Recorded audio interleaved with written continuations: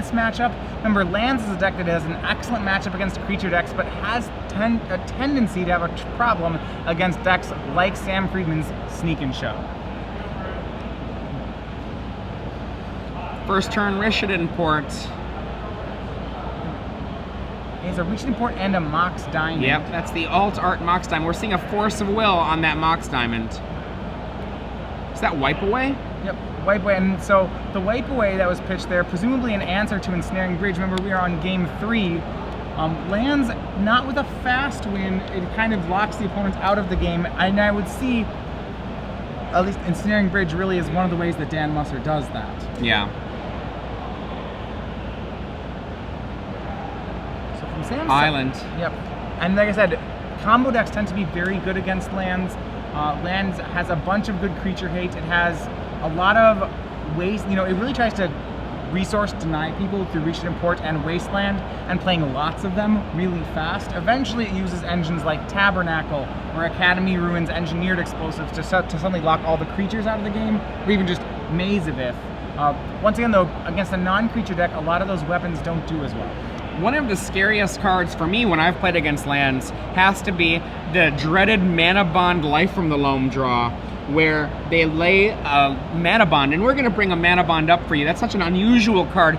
Green enchantment. At the end of your turn, you can put all of your lands into play, but if you do, you've got to discard your hand. Well, if your hand is a Life from the Loam, then you're going to just do some incredible damage to the Earth Ring. You're going to have an incredible engine with Life from the Loam Mana Bond. Now, only one of, though, because there's a lot of times this card's not very good as well. Yeah, so interestingly, Dan Musser is a little short on lands despite having his lands deck. He makes a Mox Diamond, plays Dark Confidant, discards Thespian Stage with the intention of loaming it back, but now here Friedman, off double Lotus Petal, responds by making a sneak attack. Wow, we do see a Wasteland. If Sam Friedman does not have another red source, it's possible that Dan Musser might be able to stop the sneak attack from doing something really terrible to him, whichever it is, Emrakul or Gristlebrand. Right, there's actually one basic mountain in Sam Friedman's deck, so it is possible for him to, get a red source that is not wastelandable. However, the Volcanic Island is not one of them. Dan Musser in a dangerous situation. He needs to get an Ensnaring Bridge into play pronto. Yeah, so with that, Sam expended 2 Lotus Petals to make the sneak attack. He has 2 cards remaining in his hand. And we saw Wasteland and Academy Ruins drawn by Dan Musser that turn. What he can do here is he can, as we saw, Wasteland the Volcanic Island, and I think he's going to go to work on Sam Friedman's creatures. We see an Exploration as well. Another land in play, and then during the upkeep, a Rishadan Port activation. And look at that, Dan claps the hands, no red source, not in trouble. Now he's got, I believe, a Life from the Loam in hand to go with his with his Exploration. At that point, fingers crossed, saying, no red source, no red source. You know that when Sam makes a play like that, he has the monster waiting in his hand, but with no way to get it into play, Dan Musser is going to slowly start building this prison engine up. Now, he's not out of the woods yet, folks. No, you mentioned it before, Ensnaring Bridge is his lock piece. Now, the question is, how does he find it? Well, he gets to dredge Life from the Loam every turn, and the moment he hits Ensnaring Bridge, when it's milled, he can Academy Ruins it back, and then cast it. We have another upkeep, hit the island, and this time, though, Samuel Friedman has a Brainstorm. Will he find a red source? And it looks so. He found a Scalding Tarn. Scalding Tarn's going to be cracked, probably for Basic Mountain. It can be Basic Mountain or just another, it'll almost certainly be for Basic Mountain. Now, what is the card that he's going to bring into play? Is it going to be a Gristlebrand? Is it going to be an Emrakul? One or the other. He has 4 of each in his deck, and I imagine it's one of the 2. Oof. This one, it's going to be the Aeon's Torn, Emrakul. 7 permanents in play for Dan. He gets to keep 1. God, what do you keep? I almost wonder if you keep the Exploration. It depends on what the lands are in Dan Musser's hand.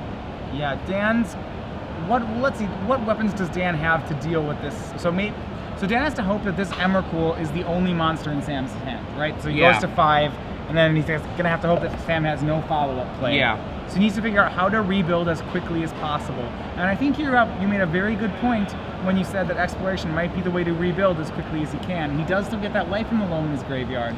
He has to have a green source in his hand for that to be correct, though. Yeah, otherwise he's probably keeping Mox Diamond, you would say? Well, maybe Mox Diamond. I mean, if he's super greedy or thinks that he's in terrible shape, maybe Dark Confidant. Maybe Dark hope Confidant. for the best possible answers. Those 3 cards off to the edge are the ones that he's choosing from, though. He knows all of his lands are going. Yeah, his regular lands are fine to place in the graveyard. His deck's very good at getting them out of the graveyard, especially with the life from the loam. It'll be an interesting decision. So yeah, he does have 2 lands in play. They are Thespian Stage and Wasteland, so neither of them make green. But at the same time, it is 2 lands, which is pretty good for an exploration. Yeah, it's good for an exploration. So would you rather rebuild by being able to cast lands faster or drawing more cards? This is the decision that Dan Musser is making. One of the things I love about Legacy are moments of decision, and there are tons of them. He goes with the Chromox. Yeah, so then now he has the green to cast his life from the loam, and he has another land, and I think that's what he's decided. He wants to get his loam engine going as fast as possible. I do like this play because I think this is the correct way to go, because his whole game plan before revolved around finding Ensnaring Bridge. And if that is his game plan, he wants to be dredging loam as much as possible, and I think this keeps him on that game plan. And no dredge there. Right, so he draws Reshoot and Port. He's going to go ahead and port the red during upkeep. Seems like Sam Friedman does not. And he draws another land, but has no plays. So remember, this is a race here, and now we see life from the loam. Croson Grip. Oh. He pretends that he cast that at the sneak attack. Intuition Mana Bond Croson Grip. Yeah, ironically, the top part of his deck was that Croson Grip. Yeah. I mean, you can't control that. That's just how it goes sometimes. Life from the loam, 3 cards in the yard, three land in the yard. Bayou. Yeah, he wants Bayou because it's a colored source. I'm sure he'll get the Academy Ruins here because he's going to need that in place for when he possibly gets Ensnaring Bridge. And the last one, he's going to go ahead and take Reshoot and Port. Yeah. Now, in this matchup, generally speaking, there are no ways for Samuel Friedman to interrupt the mana other than an Emrakul. And we're looking at his actual deck list. He hasn't done anything sneaky to change that. Yep, it's really just going to be, can Dan find and cast that Ensnaring Bridge before Samuel finds one of his Gristlebrand's or Emrakuls, and that's going to really, that brainstorm here will really help him do that. Not there. I do see a Preordain, another Brainstorm, and a 3rd card of some sort. Yeah, and this is why those blue cantrips in Legacy are just so powerful. We're going to see him put back 2 cards he doesn't need, crack a fetch land, and then we're going to get to see him use both Preordain and Brainstorm to try to find one of those 8 cards. Is that a Ponder as well? Did he go into Preordain, Ponder, Brainstorm? Well, we know he has the 2 cantrips. We can wait to see what else he has out of it. He's going to get to see a lot of cards this turn. Oh yeah, that fetch, he can shuffle away all of the stuff he doesn't like. Yeah. 2 islands in his deck. Yep, he has 2 basic islands, 1 basic mountain. We're probably going to see all 3 of those now in play. Remember, everything else can be wastelanded. I'm going to go with a volcanic island. Not afraid. Well, I think even if it gets wastelanded, he's not too concerned about that. It's really, he has his red, he has his blue, and that's really what's important. Ponder. Yeah, I like the Ponder play that he's using his blue mana, his sorcery blue cards, while he still can use his sorcery blue cards. Remember, those Reshoot and Ports mean that Dan can start tapping him off blue every turn. And he finds Emrakul. It's going to sneakily make its way on the attack and does the last points of damage.